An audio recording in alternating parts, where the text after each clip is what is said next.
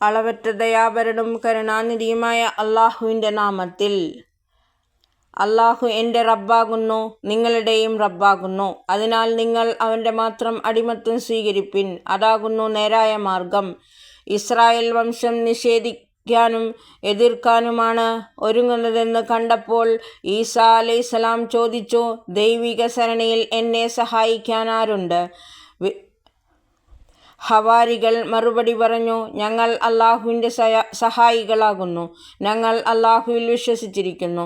ഞങ്ങൾ മുസ്ലിങ്ങൾ അള്ളാഹുവിൻ്റെ മുമ്പിൽ അനുസരണത്തോടുകൂടി സർവാർപ്പണം ചെയ്തവർ ആണെന്ന് അങ്ങ് സാക്ഷ്യം വഹിച്ചാലും. നാഥാ, നീ അവതരിപ്പിച്ചതിൽ ഞങ്ങൾ വിശ്വസിച്ചിരിക്കുന്നു. ദൈവദൂതനെ അനുഗമിക്കുവാൻ സന്നദ്ധരാവുകയും ചെയ്തിരിക്കുന്നു. നീ ഞങ്ങളുടെ നാമം സാക്ഷ്യം നൽകുന്നവരോടൊപ്പം രേഖപ്പെടുത്തേണമേ. പിന്നെ ഇസ്രായേൽ വംശം മസീഹിനെതിരായി, ഈസാ അലൈഹിസ്സലാമിനെതിരായി ഗൂഢതന്ത്രങ്ങളിൽ ഏർപ്പെട്ടു. അള്ളാഹു അവൻ്റേതായ ഗൂഢതന്ത്രങ്ങളും ഒരുക്കി. ഇவ்விധമുള്ള തന്ത്രങ്ങളിൽ സകലരെക്കാളും മികച്ചവൻ അള്ളാഹു അത്രേ. അള്ളാഹു ഈ വിധം പ്രഖ്യാപിച്ചപ്പോൾ ഇത് അള്ളാഹുവിൻ്റെ രഹസ്യതന്ത്രം തന്നെയായിരുന്നു. ഓ ഈസാ, ഇപ്പോൾ ഞാൻ താങ്കളെ മടക്കി വിളിക്കുന്നതും എന്നിലേക്ക് ഉയർത്തുന്നതുമാകുന്നു. താങ്കളെ നിഷേധിച്ചവരിൽ നിന്ന്, അവരുടെ സാന്നിധ്യത്തിൽ നിന്നും, വൃത്തികെട്ട ചുറ്റുപാടുകളിൽ അവരോടൊപ്പം വസിക്കുന്നതിൽ നിന്നും താങ്കളെ ശുദ്ധീകരിക്കുന്നതുമാകുന്നു. താങ്കളെ അനുഗമിച്ചവരെ അന്ത്യനാൾ വരെ താങ്കളെ നിഷേധിച്ചവരെക്കാൾ ഉയർത്തിവെക്കുന്നതുമാകുന്നു. നിങ്ങളൊക്കെയും ഒടുവിൽ എന്നിങ്കലേക്ക് മടങ്ങേണ്ടതുണ്ട്.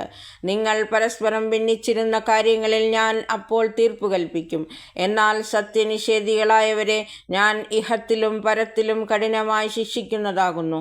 അവരെ തുണയ്ക്കുവാനായി ആരുമുണ്ടായിരിക്കുന്നതല്ല, തുണിക്കുന്നവരായി ആരുമുണ്ടായിരിക്കുന്നവരല്ല. വിശ്വസിക്കുകയും സൽക്കർമ്മങ്ങൾ അനുഷ്ഠിക്കുകയും ചെയ്തവരോ അവർക്കവരുടെ പ്രതിഫലം പൂർണ്ണമായും നൽകപ്പെടും. നന്നായി അറിഞ്ഞുകൊള്ളുക, അധാർമികളെ അള്ളാഹു ഒരിക്കലും ഇഷ്ടപ്പെടുന്നില്ല. പ്രവാചകരെ, നാം താങ്കളെ കേൾപ്പിച്ചുകൊണ്ടിരിക്കുന്നത് ഇത് ദൃഷ്ടാന്തങ്ങളും യുക്തിപൂർവവുമായ ഉത്ബോധനങ്ങളാകുന്നു. അള്ളാഹുവിങ്കൽ ഈസാ അലൈഹിസ്സലാമയുടെ ഉദാഹരണം ആദം അലൈഹിസ്സലാമിലെ പോലെയാകുന്നു. അവർ അദ്ദേഹത്തെ മണ്ണിൽ നിന്ന് സൃഷ്ടിച്ചു. എന്നിട്ട് അതിനോട് പറഞ്ഞു, ഉണ്ടാവുക. അപ്പോഴദ്ദേഹം ഉണ്ടായി.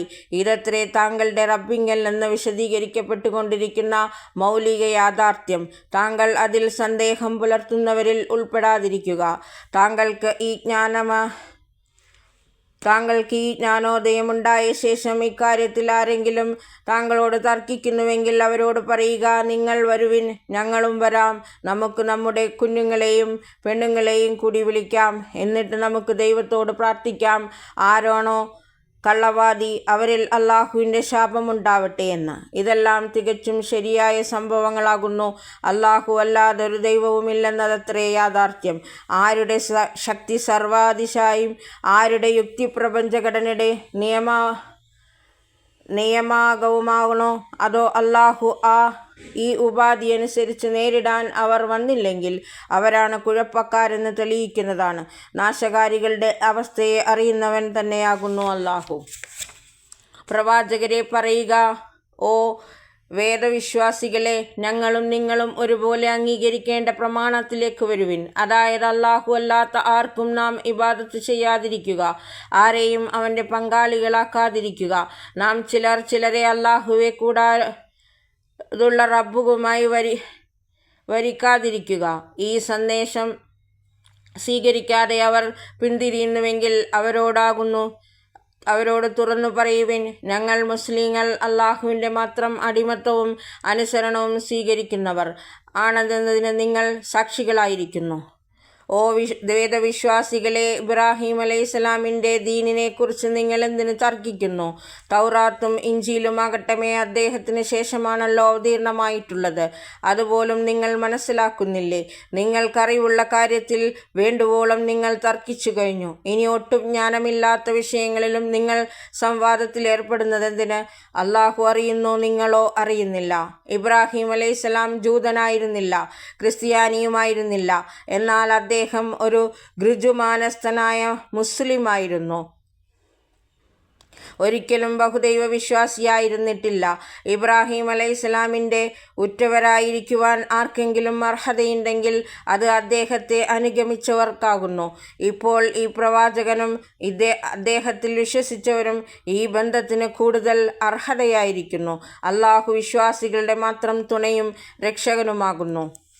സത്യവിശ്വാസികളെ, നിങ്ങളെ എவ்விதമെങ്കിലും വഴിപിഴപ്പിക്കാൻ കഴിഞ്ഞെങ്കിൽ എന്ന്